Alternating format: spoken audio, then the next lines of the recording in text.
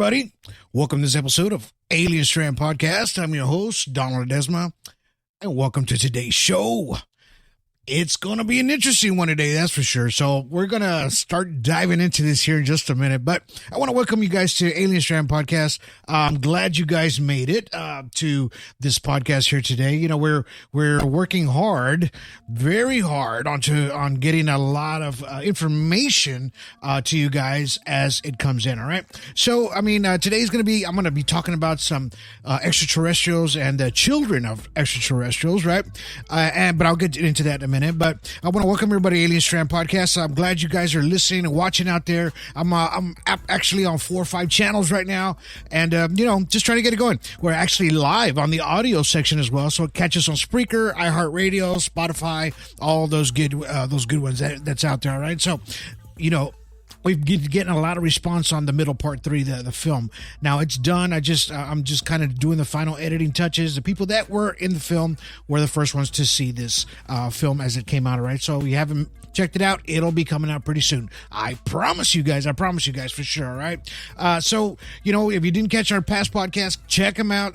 It's Subconscious Manifesting, and then Past Lives, Future Lives with June DeYoung. All right. So, we got into some really good, just nice conversations with June, and we were able to talk about a lot of her experiences that she had about the past lives and all that good stuff that comes along with it, man. Go catch those audio podcasts and video podcasts on Patreon. I'm going to be updating the Subconscious Manifesting here maybe in a day or so. I really need to redo that one because it just glitched so badly. I didn't even realize it did that, all right? But you know what? Today's podcast, children of aliens, man. How does this happen? And does this happen? And I'm going to dive into this a little bit today. I'm going to learn you a little bit of something today. If you didn't know, if you're new to ufology, well, welcome to ufology, and welcome to, what the possibilities of abductions could possibly be, and what the things that people go through, because these are what a lot of my films talk about, is these abductions and then what happens afterwards. Now, it's very rare that after an abduction that they get to experience if they had any extraction of DNA or eggs or anything like that, or sperm samples so they can make these alien children, right? But there are a few instances and a few stories out there I'm going to talk about tonight. And I hope you guys stick around and just kind of listen and watch what's going on. If you're out there, if you want to chime in, and I'll put your little comments down there. I'll see if I can answer some questions for you. I really appreciate you guys watching here tonight. Now, don't forget the middle tetralogy, like I just talked about. The middle part 1, part 2 is out, and part 3 will be out pretty soon. All right. We're like I said, I'm working very hard into getting a lot of that out there. Of course, the middle part 2 is on Skylight One channel. Go check it out there on Facebook. Go check it out. I'll put a link to this film. You need to watch part 2 in order to start getting into part 2 and start part 3, and then our last film is going to be part 4, right? Which is going to be a really, really good one. All these films are, because it does talk about the abduction process, things that have happened to people after witnessing an extraterrestrial craft, right? And it's not easy for folks to tell their stories, right? And even in my second and third films, you are going to see how their expressions are while they're telling you the stories, and how heartfelt it is to them, and how scared they are to tell these stories of abductions and things like that. And so, and when you watch these films, you really get into the people and all the true stories that they're telling you about everything that's happening out there. Hi, Rosie. How you doing? Rosie's out there watching. Man, she had a beautiful fire out there. I saw your fire out there. Yeah, it's a nice evening to have a nice fire outside in the great open plains out there. She's enjoying life out there. We love her to death, man. Alien Strand Disclosure Project. As well, if you want to be a part of the Alien Strand Disclosure Project, check us out there. Go join us. Remember, follow all the rules, and also, just make sure that you fill out all the information, all of it, and then we'll get you in if you want to learn ufology. That's what this group is. Learning ufology is not nothing else. this is what it is. It's basically one big class of ufology, and this is all we post. We don't post anything else or conspiracy theories either. It's all ufology, right? And Bigfoot, and unknown, paranormal. We'll put a lot of that stuff, but we do break down quantum physics, all those good things that come with science, with Terry Lynch, myself, and everybody involved with Amy Strikes Closer Project. Chris Hamill. Everybody out there just throws it out there. And we really appreciate them for bringing their stories and things out tonight. Now, when it comes to these abductions and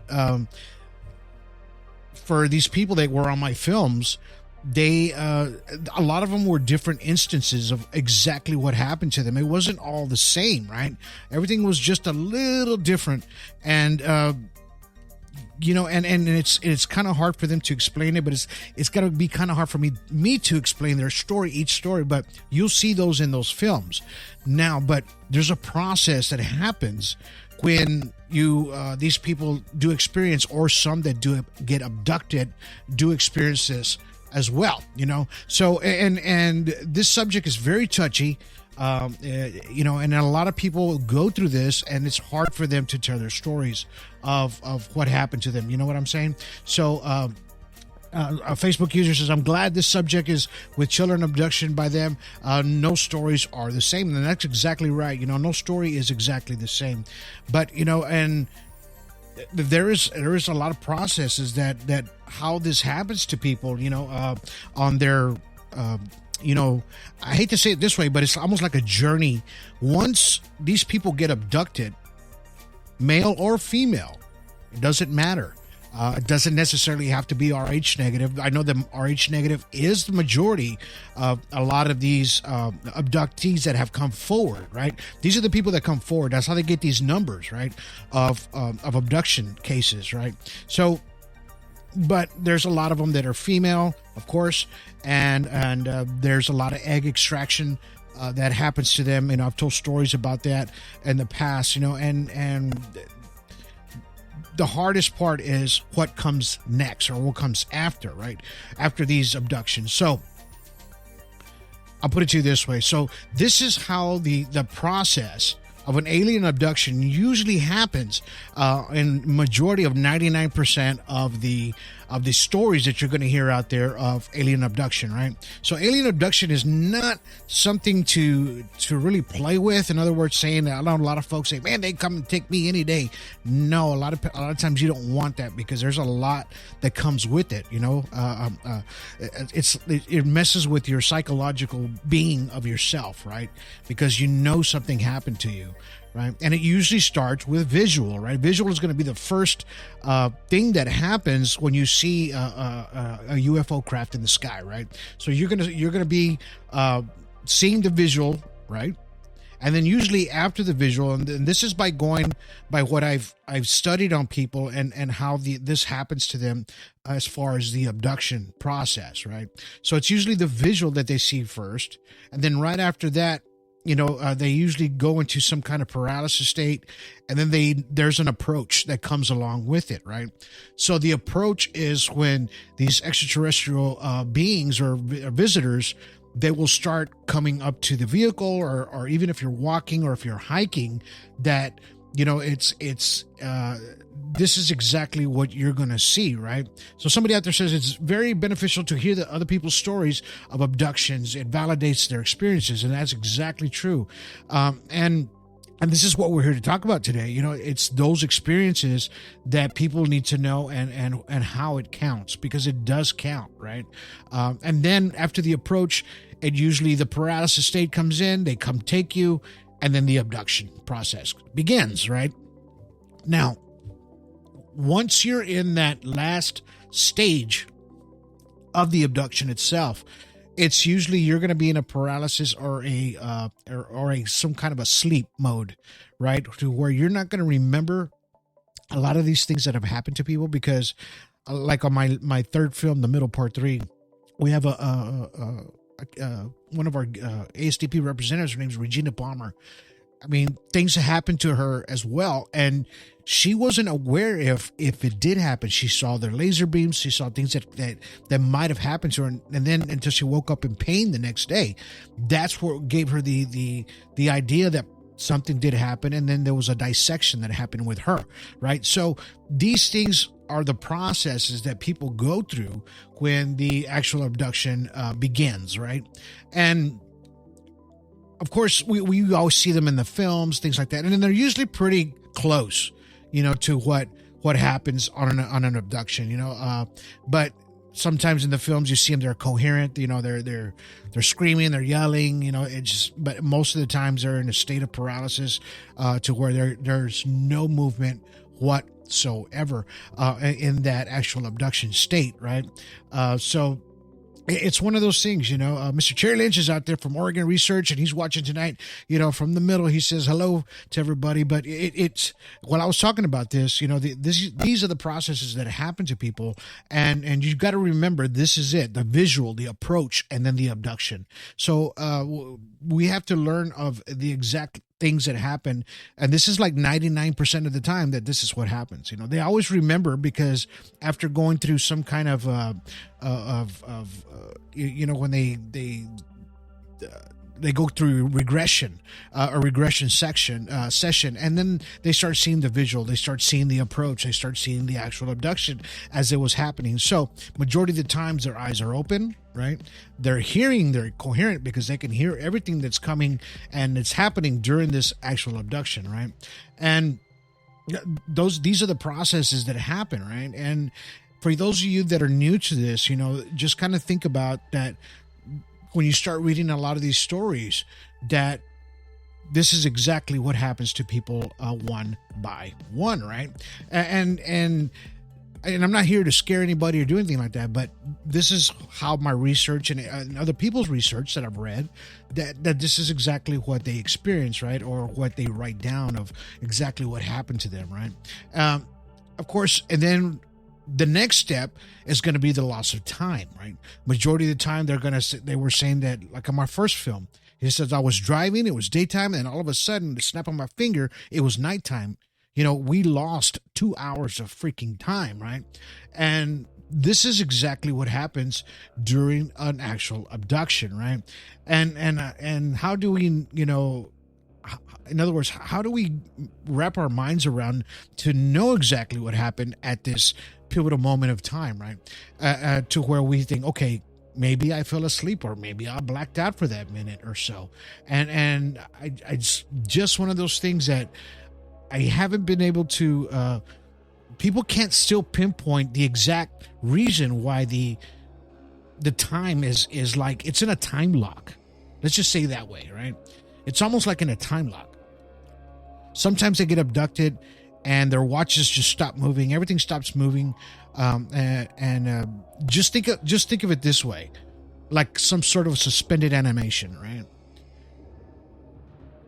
And this is exactly what they go through. Now, we have a Snack Bitch out there says, I wish I had my memories after I stopped recording. I only had a minute of video for some reason. I stopped recording the second time. I was actively watching it and completely conscious. She did have this experience because she noted it on one of our Alien Strand Disclosure Project pages about that there was a piece there that was missing, right? So how do you explain the loss of time, right? And she says as well, she goes, 4 hours went by after I thought I was nodding off for a second. The only thing I know, I was wearing pants and something went up my leg and scooped a chunk of skin out, right? So this is part of the process of loss of time, right? Because you don't know what's happening. You are like in a suspended animation when this happens. In our minds and our subconscious or our conscious, just like we're asleep, right? What I talked about subconscious manifestations, right? It's like when you're in your sleep realm or you're asleep, it's like there is no time. Time stands still. I don't know if you ever noticed it. I'm going to bring this back just for a second. When you're in your dream, do you ever see anybody look at their watch and say, oh man, what time is it? Or you're looking at the clock on the wall? No, I've never seen that. I've never heard anybody talk about that in their dreams, right? Because there is no time. time is irrelevant in that part of your subconscious, right? So let's say that these extraterrestrials can actually tap into that subconscious sort of realm, and they put you in a suspended animation in a different realm, right? And when I'm talking about suspended animation, people don't know that. That's when you're locked in. You're like your hands are stuck. Your facial expression is moved, and it's like you're asleep, but you're awake, right? So that's exactly what that is. And this is me talking of what I've read and what I've studied and how I've seen people's stories break down of exactly what happens to them, right, during that time. And me personally, a lot of times they can't remember the suspended animation. They can't remember anything like that, only that they lost that time. And it felt like a second, right? And that's what it was, right? So it's like she's saying right now, she's saying the next step of hyporegression, I'm looking for someone actively now that I can come to terms with. Yes. And you will find somebody out there. Somebody will help you out there in that area. You know, there is a lot of people out there that do help with regression therapy. And that's what unlocks a lot of these memories that are locked in during this abduction. You got to remember this. This is during an abduction. So there's some things that you can't change after it's been done, right? And it's crazy, but it's happening in the now, right? Facebook user says, time stops the abduction at times when we wake up, we find scoop marks and scratches that you know that are not from you. That's exactly right. Because, I mean, how do you do that to yourself in the middle of the night? You know, I get it. I know some people might have a pen or a pencil or I used to fall asleep when I was a kid. I'd fall asleep with pencils all the time in my pocket. I stabbed myself. I don't know how many times with that stuff, but you know, it happened as a kid, you know, and I know there's sometimes you can get a spider bite in the middle of the night, things like that. But when you have this kind of coherent thinking to where something happened to you, that's when this abduction becomes real, right? It is a real abduction. And then what comes after that is the actual confusion, right? The dizzy spells, the ringing of the ears, right? And I'm talking about this is after the abduction. Once you know that something has happened to you, these are the traits of what happens to you. If you've experienced this. Right?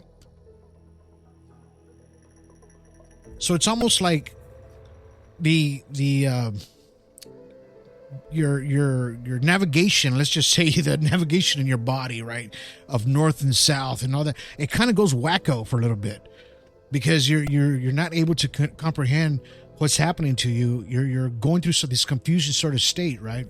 And I just put a picture over here like a north and south, right, to where it's got like the magnetic pulses on both sides of it. Let's just say this is your brain, right? You're trying to figure out what's up and down, and you can't, right?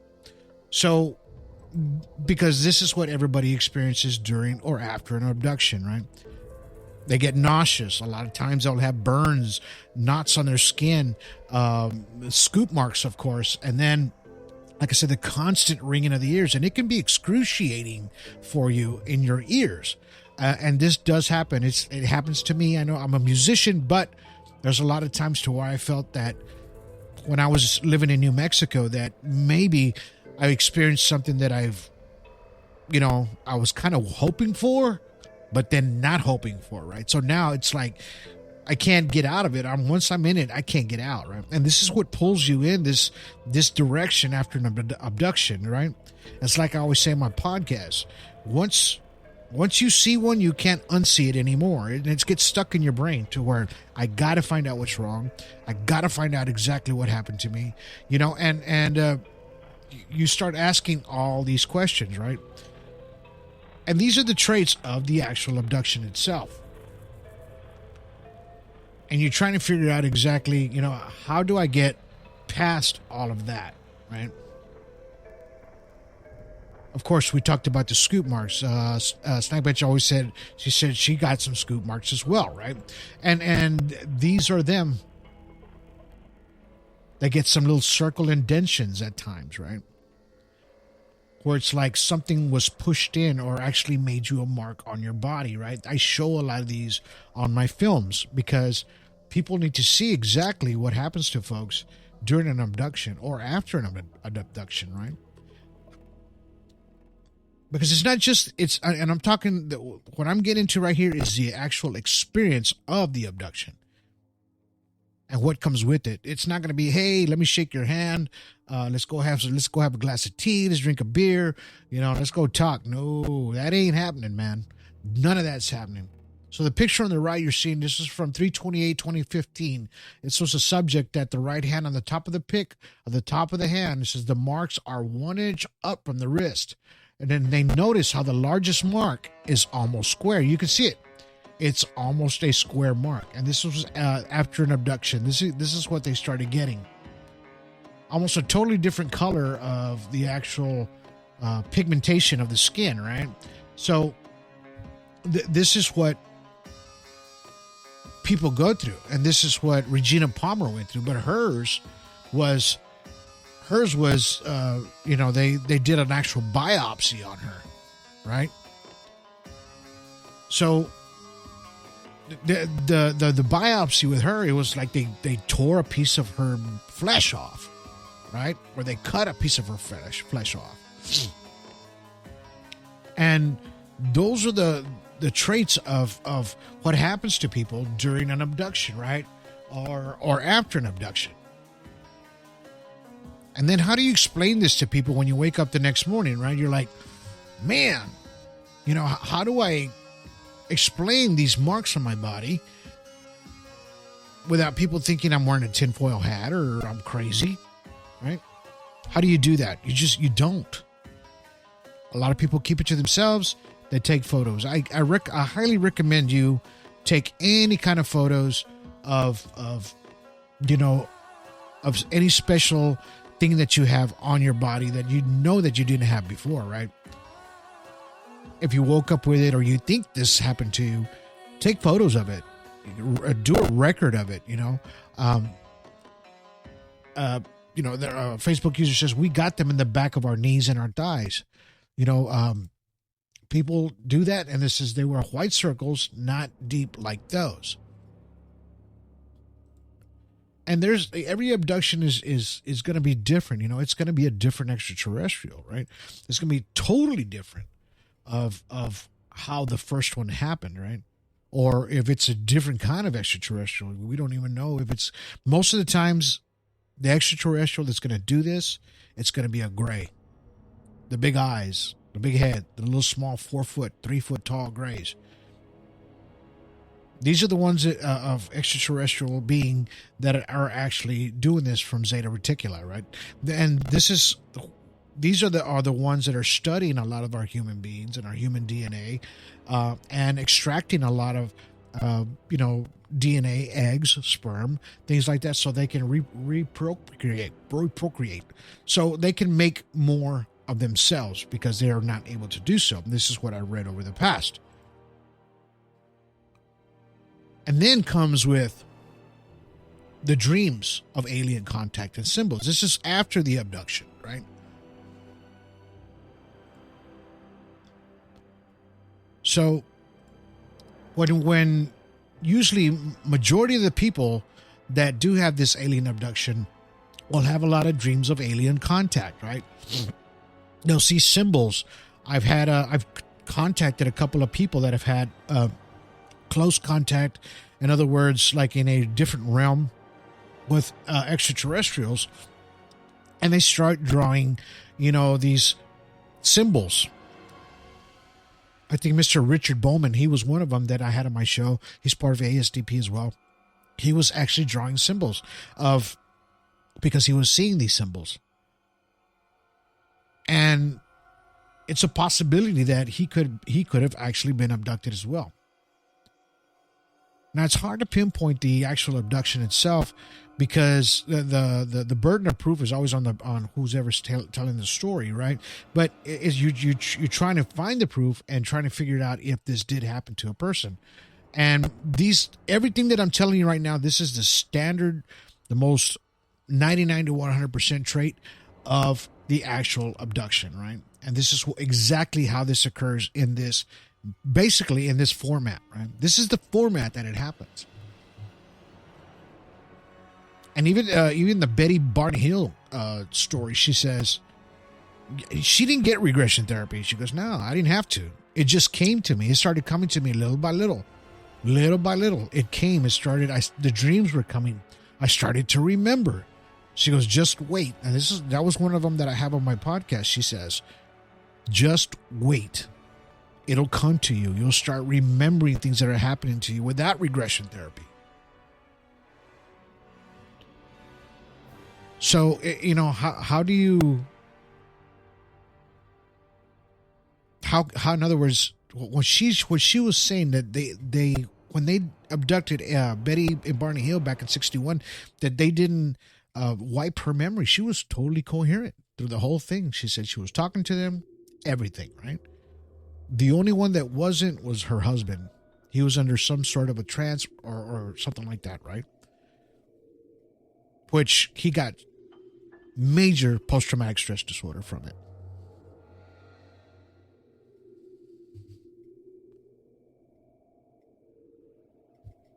And Facebook user says you might want to mention that the times you find out the next day that the scoop marks when you wake up the next day. Yeah.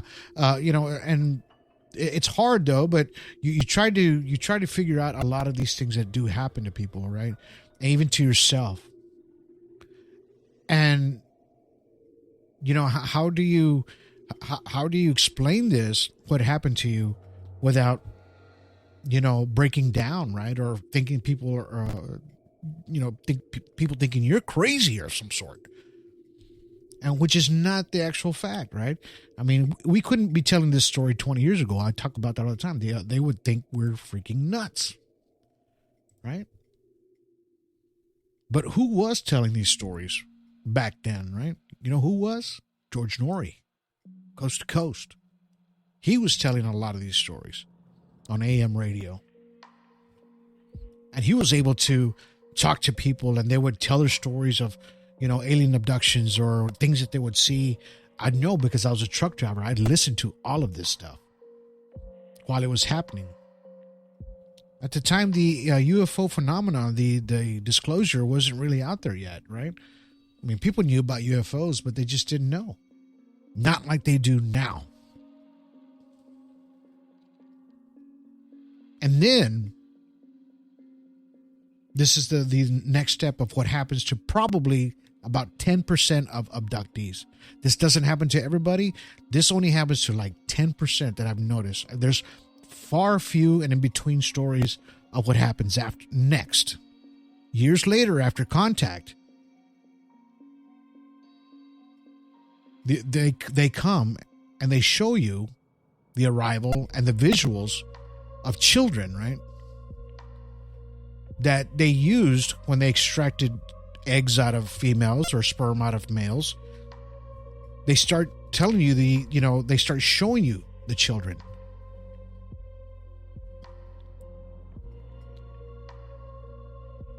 And then how do you explain that? I mean, most people that have gone through this state,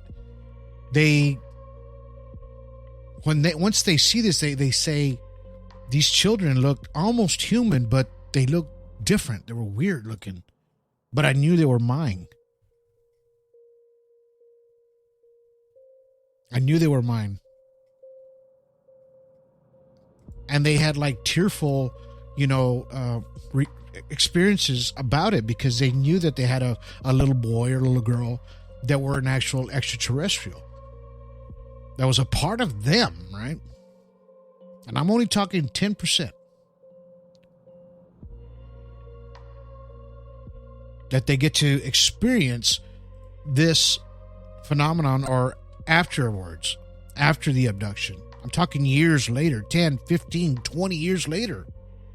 They got your number. They got your phone number, right? And they end up contacting you later, not through the phone, but I'm just saying that in a sense to where they're going to go to you again. And they get to show them the children.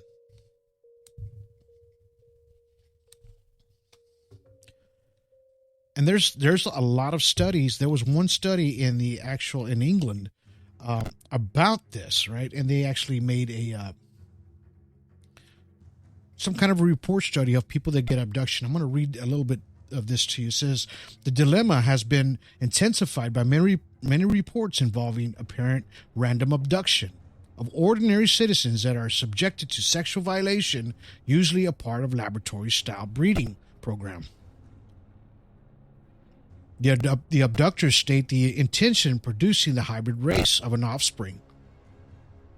And given by many millions of people who have now claimed to be an abductee, the experiences of intervention or invasion by the UFO or others can be said to be on the increase, right? So this number is going up of people that are actually going to this. But it says the imaginary involved of this hybrid breeding experience provides interesting case of the standpoint of imagination and psychology, right? It says the argument presented in this paper is a notion that the issue results into scientific but involuntary intercourse, right? So between the two worlds is symbolizing this, right? And it says for the evolutionary or revolutionary change of human consciousness. The form it takes follows from the embodiment as living in nature, and its imaginary rebirthing of human nature as a vehicle of evolving consciousness and the hope for the future, right? It says some people alternatively report encounters with angels whose function in a human affairs such as common will be this worldly intention by aliens.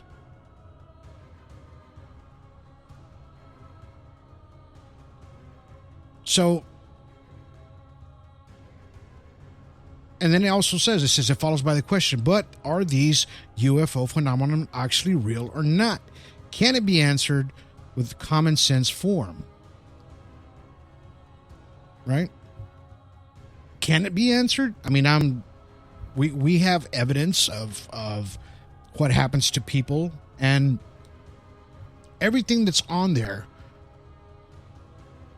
is proof of fact that people do experience this phenomenon of extraction of eggs, right? And it's not always going to be the extraction part, like it said in this article, right? It could be through intercourse. It could be through anything like that, right? That's going to make it go into a different kind of situation, right? Of a hybrid child.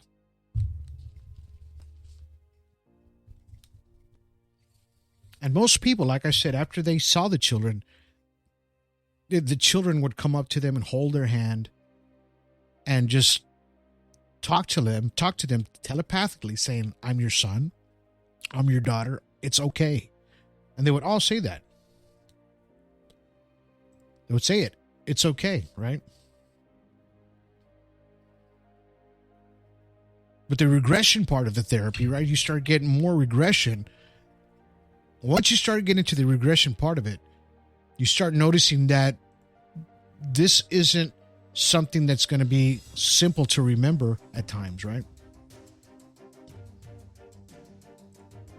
There's going to be harder parts of this to remember.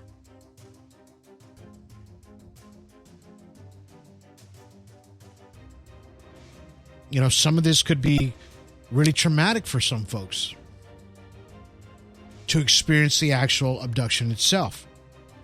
A lot of these things aren't nice. I mean, you know, you're watching an actual, this is part of the film Fire in the Sky.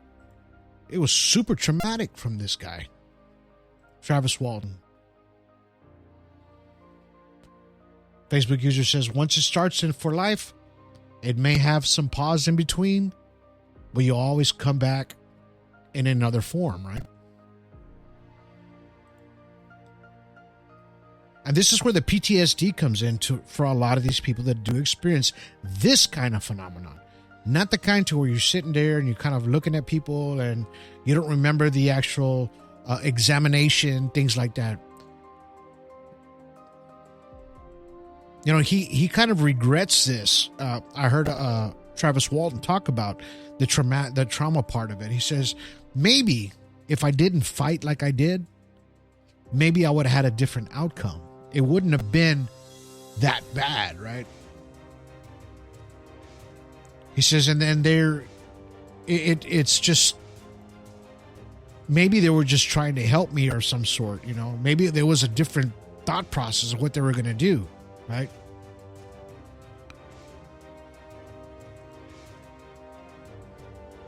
But the experience that he went through was traumatic for him, right? Especially when you see the film, right? Of course, he says the film did dramatize it a lot more than it was, but only what he could remember. And remember, he was not in any state of paralysis. He was coherent when he woke up. Totally coherent.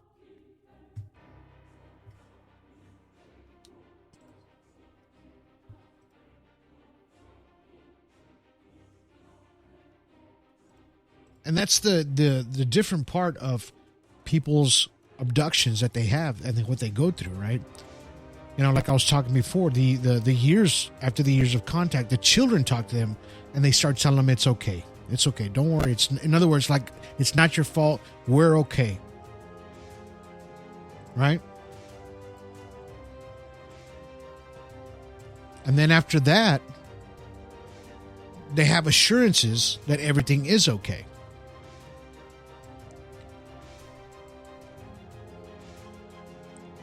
But my thing is, especially if being of, you did something to me without my permission, right? I didn't voluntarily do this. You took it from me, right?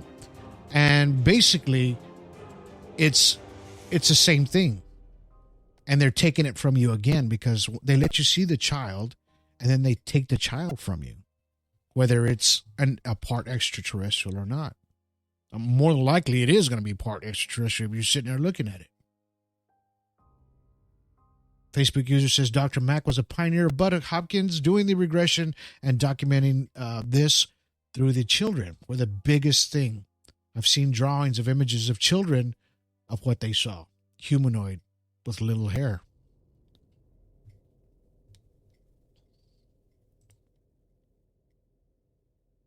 Facebook user says, we feel violated. Exactly. I mean, that's what I would feel.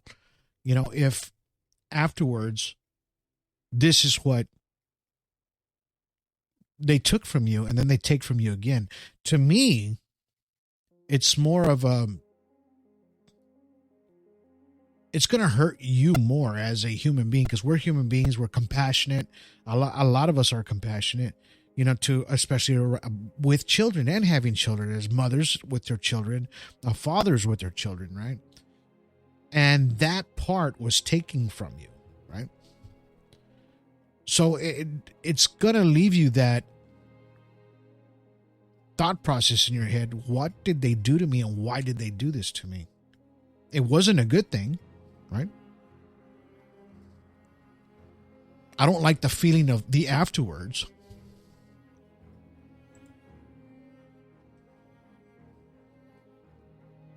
I don't like what I'm feeling now after they showed me my kids and then they take them from me, right?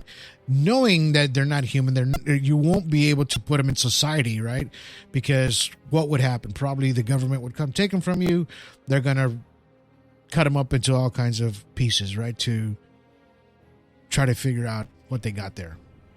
And maybe that is the best thing for them to go, right? And these are the things you have to think about. At times, I think about this a lot, right? And this is why I'm telling you these stories right now, because these are the things that I think about of how these people are possibly feeling. Facebook user says the Browns are not very friendly, kind of mean. They smell bad. Just what I heard from different interviews of Travis Walton. That must be Terry Lynch.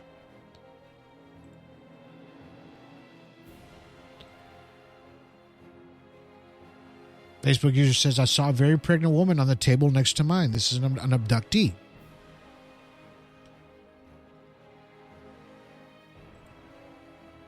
You know, and these are the emotions that you're going through when these things are happening, right? And to me, it's a little cruel in a sense to, I mean, I was probably better off not knowing that I had children out there, right?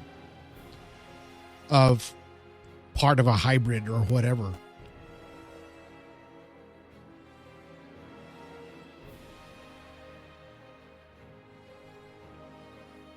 You know, and how do you explain all that, even to yourself? What did I just witness or experience, right? Facebook user says it's very hard when they wipe all your life memories. The paralysis is the worst thing. No way to completely describe. We have no choice, and other family members, like parents of your children, will also experience the same thing.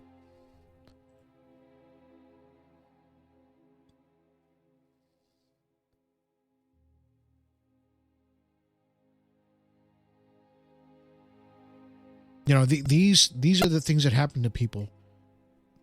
And I'm going to give you this last story that I have here to share this with you guys, because this is part of a story that somebody went through, and I thought it was important.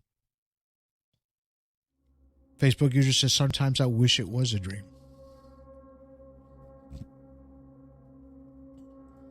As of a lot of folks do after they experience this, because it's a horrible thing. So this story was a fourth kind, right? This was near Indiana, USA, June 30th, 1983, right?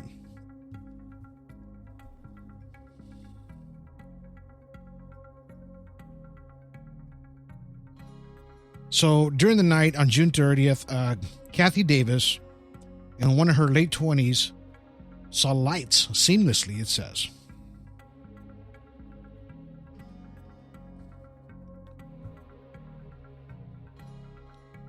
While she was searching through the yard of her house. Next day, she found a circular mark on the ground. She said it was about 8 foot long across, and a swath of dead grass about 3 feet wide, right? Typical saucer shape, right?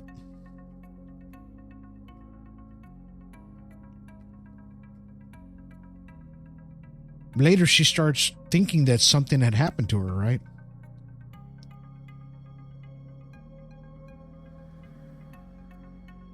So she decided to go through hypnosis, therapy. So under this regression, it was conducted by New York Bud Hopkins, who went in to go investigate about the strange lights, being hit with a blast of radiation, and she was abducted aboard a UFO. It says a probe inserted into her abdomen during this time, and an object was implanted in her nose, like some kind of suction device was applied to her. She was abducted again October 3rd, 1983, while one late night trip in a store.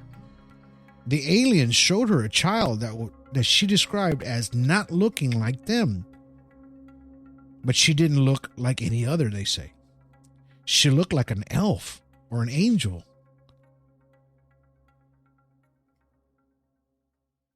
The girl, named Tommy, understood was the result of her impregnation by the aliens during the earlier abduction in the 70s, following yet another apparent abduction in April of 1986. Tomei maintained that the aliens had told her that she had been impregnated, and the fetus was removed to be nurtured by aliens no fewer than 9 times.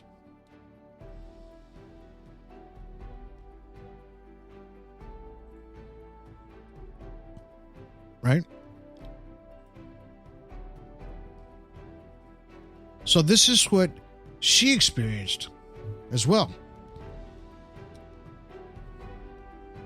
They did an assessment. It says these are quite outstanding claims. but the evidence is solely on the unsustained evidence of a single person testifying under hypnosis. As such, it would be not allowed, by evidence in the court of the United States, by her own account. Tomei has a long and varied history of physical ailments, which hardly suggests that would make her the ideal surrogate mother. And a supposedly technology superior to aliens wish to take advantage of her human genes. This is the assessment that Bud Hopkins did, right? And others. So they're trying to say, well, she wasn't really, a candidate for it, but how do you know, right? How are you going to know who the candidate is or who's not, or what, or they wanted her eggs, right?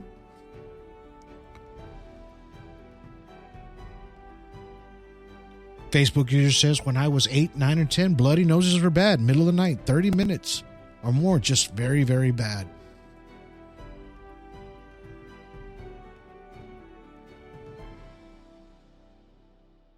They say I felt like I was being dropped on the bed, thinking I rolled off with my PJs inside out and backwards, right?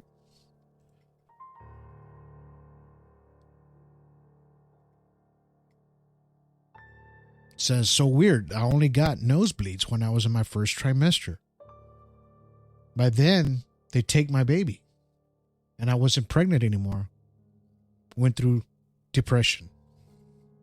This is a Facebook user that's talking right now.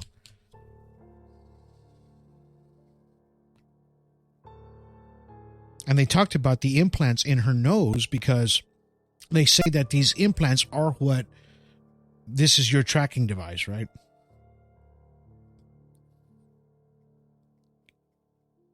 And it says the nose is one of the most heavily microbe infested parts of the human body.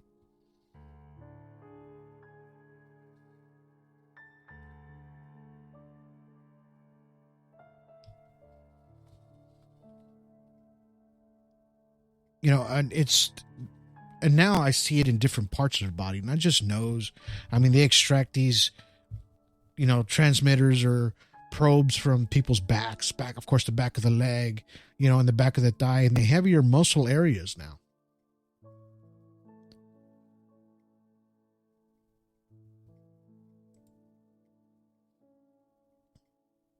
But just going back to the reunion of the hybrid children and to assure you that everything is okay.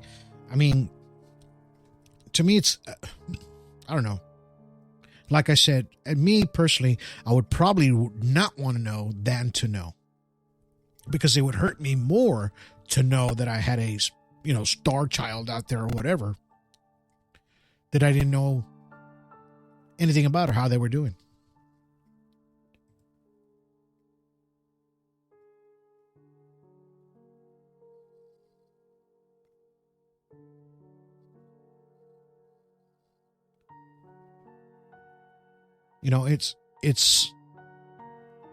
It's kind of, to me, it's a little cruel, to understand that what exactly happened to you and you have to go through all the process of PTSD, and then you got to think about, okay, was this my subconscious, making these things up, right? As it was going along.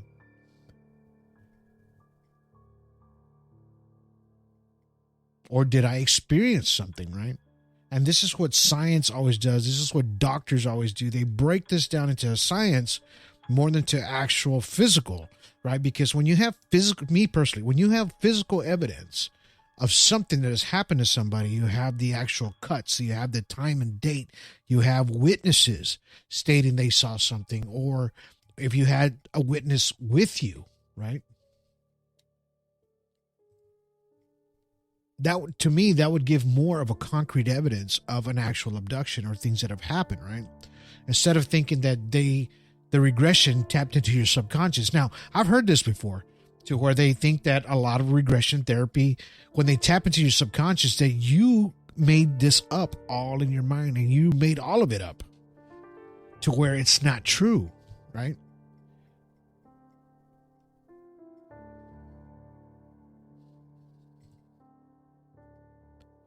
And this is what happens through some regression therapy doctors, right?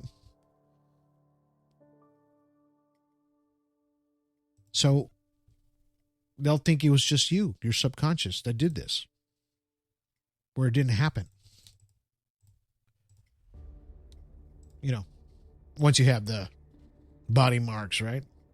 No, it didn't happen. I think it's a different story. The confusion, the dizzy spells, are ringing in the ears. Oh, that didn't happen? Something happened, right?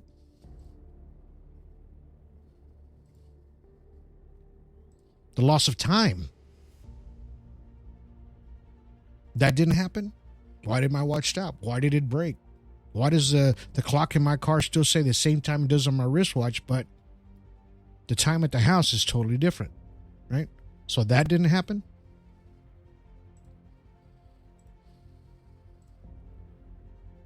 The abduction process, the visual, the approach, the actual abduction, did that happen? I got photos of it. I got video of it, right? But that didn't happen? See, this is the difference between a lot of these psychological doctors out there. They try to make you think that you're nuts, right? A lot of these stories that are being told out there, they had to, they had to find some kind of fault, right? In you to make you think that this didn't happen to you, right? Oh no, you've been sick a long time. There's no way they needed that. They needed you. Your blood's bad. They don't need that kind of blood. Why would they want that kind of blood? It's perfect, right? They need perfect stuff because they're perfect aliens, right? How do you know what they wanted at the time, right? This is who we are at Alien Strand Disclosure Project, right? This is what I am, and this is what Terry Lynch is, and this is what all of us are, representatives at Alien Strand Disclosure Project, right? We're here to protect you, and we're here to be the voice for you. We're the voice of the voiceless, right? A lot of times it's hard to speak, and it's hard to talk about this stuff.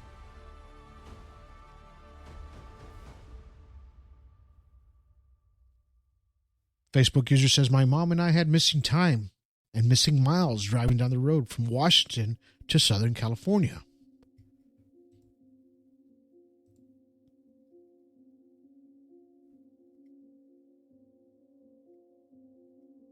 Another Facebook user says, it stopped with me now. My kids have not had any abductions, but they do see things.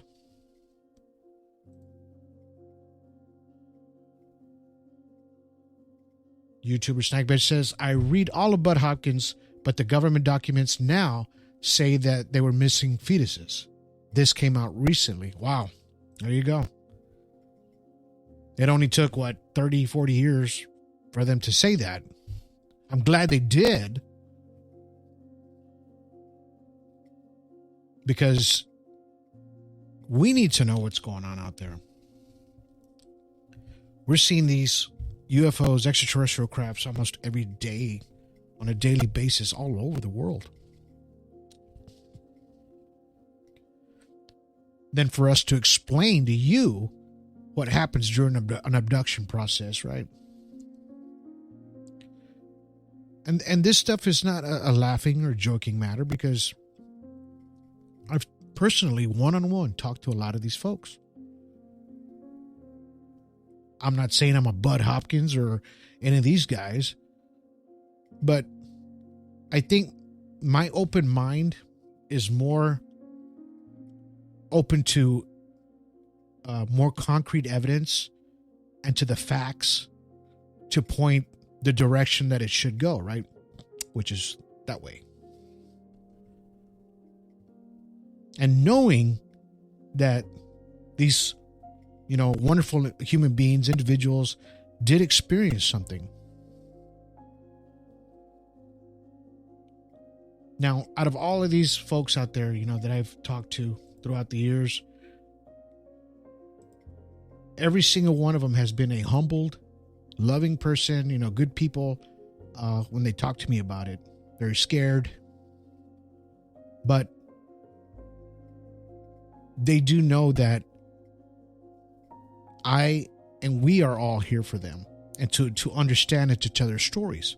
And that's what a lot of my films are about. The middle part 2, the middle part 3, and the final episode will be the middle part 4.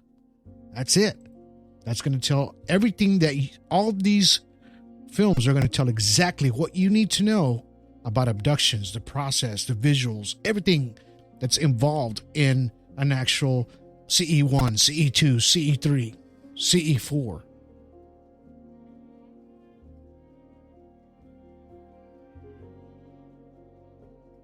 They say I had one hybrid presentation in my 20s.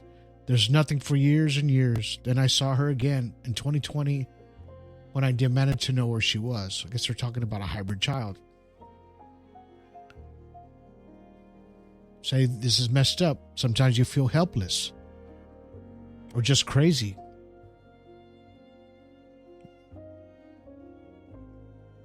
That's how people make you feel sometimes, especially if they don't know what's really happening to us, this user says.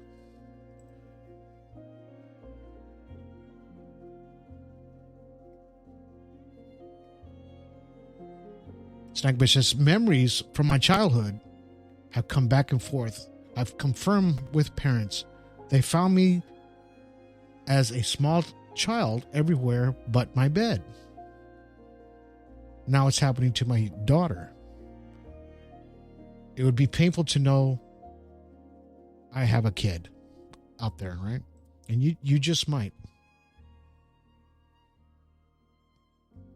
Facebook user says, this makes me mad when we try to tell others about all of this, how we're being treated like we're nuts, but we don't know what's happening to us.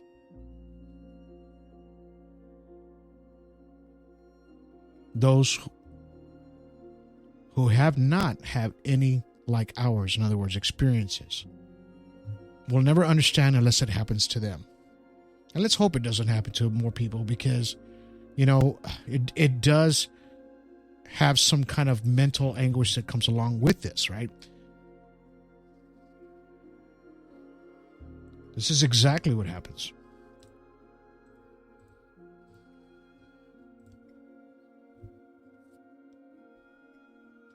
You know, this is the hardest subject to talk about, but this does happen under our noses daily, right?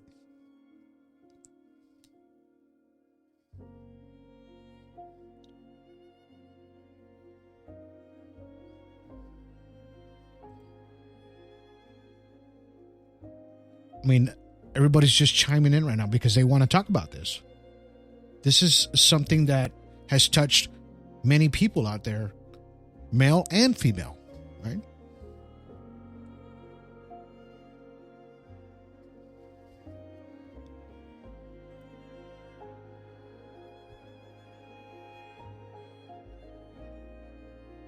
One user says, watching my daughter go through her experiences, I witnessed part of it.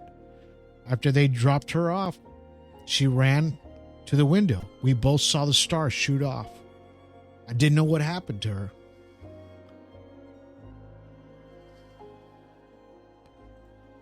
That's like you scratching your head in the morning like, what the heck? Did that just happen, right?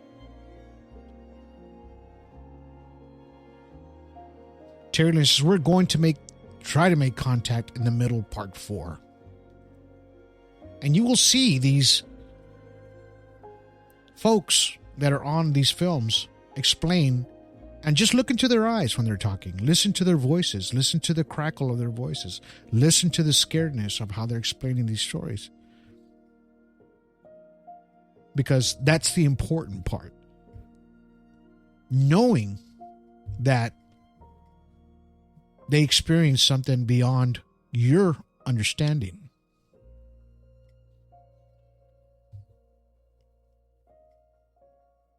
And that's the hardest part to explain. So we put them in these films so you guys can understand them, right? I'll put a link to these films on after this podcast today. But I'm glad you guys stuck around today. I'm ending this podcast now. I hope you guys enjoyed the content that I've spoken about tonight. It was very difficult for a few of you guys out there on Facebook that have been through experiencing these abductions that have happened to you throughout the years. And I'm glad you were able to talk about it a little bit tonight while I was on the show, on the air. We are live right now on Spreaker, Spotify, iHeartRadio. Catch us there. If you missed this podcast, catch us on all these podcasts. Go back, listen to a lot of our past podcasts, because those have a lot of great stories and episodes in there for you guys to watch.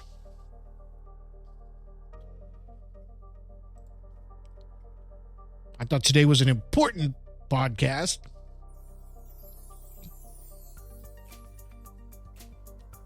Please share this podcast if you thought it was important for people to watch and listen. And I hope I explained it to you guys to understand exactly what a lot of these people do go through. I really appreciate all of you guys. Facebook user says, as usual, disclosure, thank you, Donald LEDESMA. Says, thank you, guy. Facebook user says, last time I had paralysis, they let me go. Now I could go with them on my own.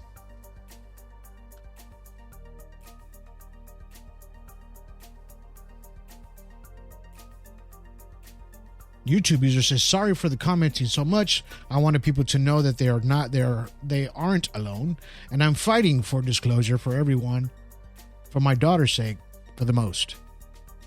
And it's still happening in real time.